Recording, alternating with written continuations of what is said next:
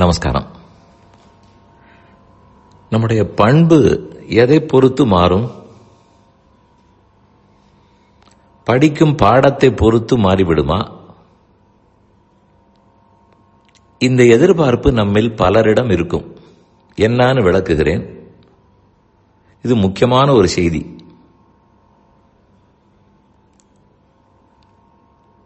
நம்முடைய முன் தலைமுறை இன்று 60 வயசுக்கு மேற்பட்டவர்கள்னு வைத்துக் கொள்வோம். அவர்களெல்லாம் தங்கள் பெற்றோரிடத்தில் எப்படி நடந்தனர், குருவனிடத்தில் எப்படி நடந்தார்கள், அதை அலசி பார்த்தால் இன்னபடி நடந்தார்கள். வணக்கத்தோடு இருப்பார்கள், மரியாதையோடு இருப்பார்கள், சொன்ன பேச்சு கேட்பார்கள், ரொம்ப எதிர்கேள்வி கேட்டதில்லை. இப்படின்னு வைத்துக் கொள்வோம். எதிலும் விதிவிலக்கு இருக்கும், அதை தடுக்க முடியாது. பொதுவாக சொல்லுகிறேன். அதே இன்றைக்கு ஒரு 35 வயதாக இருக்கக்கூடியவர், அந்த 60 வயசுக்காரர் இருந்தா போல இவர் இருக்க மாட்டார். அடுத்த ஜெனரேஷன் வந்து விட்டது. கேள்வி கேட்பார்கள், எரிச்சலும் படுவார்கள். பல முறை சொன்னால் அவ்வளவுதான்.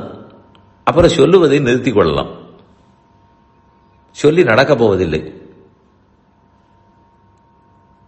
இது ஜெனரேஷன் சேஞ்சா அல்லது நாம் என்ன நினைப்போம், அந்த நாளில் ஆன்மீக கல்வி அதிகம் இருந்தது, கோவில், கடவுள் நம்பிக்கை, பக்தி,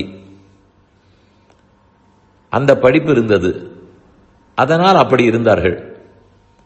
இன்று அப்படி இல்லை. ரொம்ப மாடர்ன் எஜுகேஷன். ஸ்கூலும் அப்படித்தான், காலேஜும் அப்படித்தான், வேலை பார்க்கும் இடமும் அப்படித்தான். சுத்தி பார்த்தால் அரசியலிலும் நம்முடைய மதத்துக்கு எதிரான ரொம்ப பிரச்சாரம். இதனாலெல்லாம் தான் இந்த பண்போடு இருக்கிறார்கள். அப்படி இல்லாமல் ஒருவேளை இதே பிள்ளையை வேத கல்வி படிக்க வைத்து இதிகாச புராணங்கள் சொல்லிக் கொடுத்து கோவிலில் அர்ச்சகராகவே இருந்து இப்படியெல்லாம் கூட இருக்கலாம். இப்படி இருந்தால் அந்த பழைய பண்பு இருக்கும் என்று நம்புவோம். புது எஜுகேஷன் சிஸ்டம், அதனால தான் இந்த யூத் இப்படி இருக்கிறார்கள். இதே யூத்தை இன்றைக்கே கூட வேத கல்வி, சாஸ்திர கல்வி படிக்க வைத்தால், பக்தியோடு இருக்க சொன்னால், அப்ப பெற்றோரிடத்தில் மதிப்பு, சொன்ன பேச்சு கேட்டல், குருவினிடத்தில் மதிப்பு, அதெல்லாம் வந்துவிடும் என்று நினைப்போம். அது அவ்வளவு சுலபம் இல்லை. கல்வி மாறி இருக்கலாமே தவிர பண்பு மாறுவது அவ்வளவு சுலபம் இல்லை. ஆன்மீக கல்வி படித்ததற்காகவே சொன்னபடி கேட்கும் பண்பு வந்து விடாது. நீங்கள் இந்த வழியில், ஸ்பிரிச்சுவல் வழியில், ஆன்மீக பாதை, சம்பிரதாயத்தில், தொண்டில் இருக்கக்கூடியவர்களே பேசி பாருங்களேன். அர்ச்சகர் பிள்ளையை பற்றி கேளுங்கள், வேதாத்தியனம் பண்ணவருடைய மகனை பற்றி கேளுங்கள். இப்போது அந்த பிள்ளைகள் எல்லாம் நீங்கள் சொல்படி கேட்கிறார்களா என்று சொன்னால் அப்படி ஒன்றும் பாசிட்டிவ் ரிப்ளை கிடைக்காது. மீண்டும் சொல்லுகிறேன், விதிவிலக்கு எதிலும் இருக்கலாம். ஓரிருவரை வைத்து நான் பேச வரவில்லை. பொதுவாக சொல்லுகிறேன், மெஜாரிட்டி எப்படி இருக்கிறது? சரி, இதுக்கு சொல்யூஷன் இல்லையா?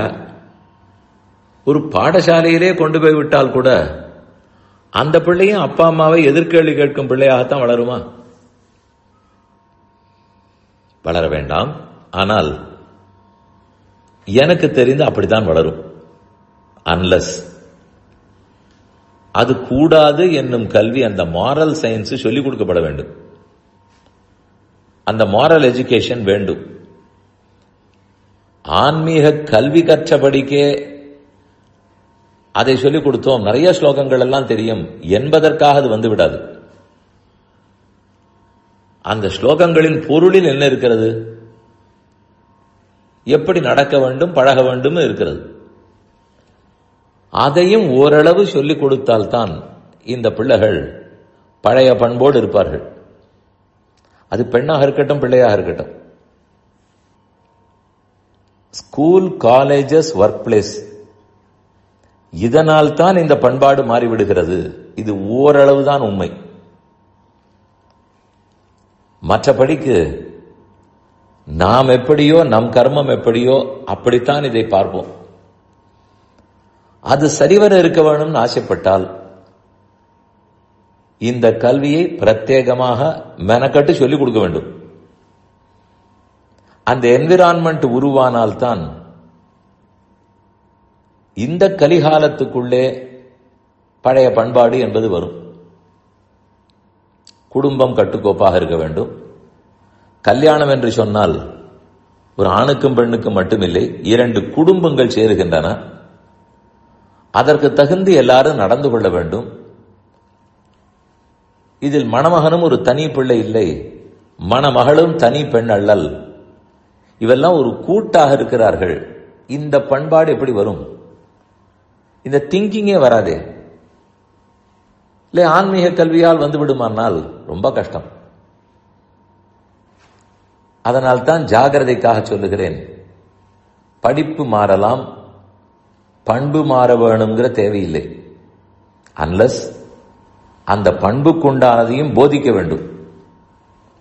அப்படி செய்தால் கண்டிப்பாக வரும்.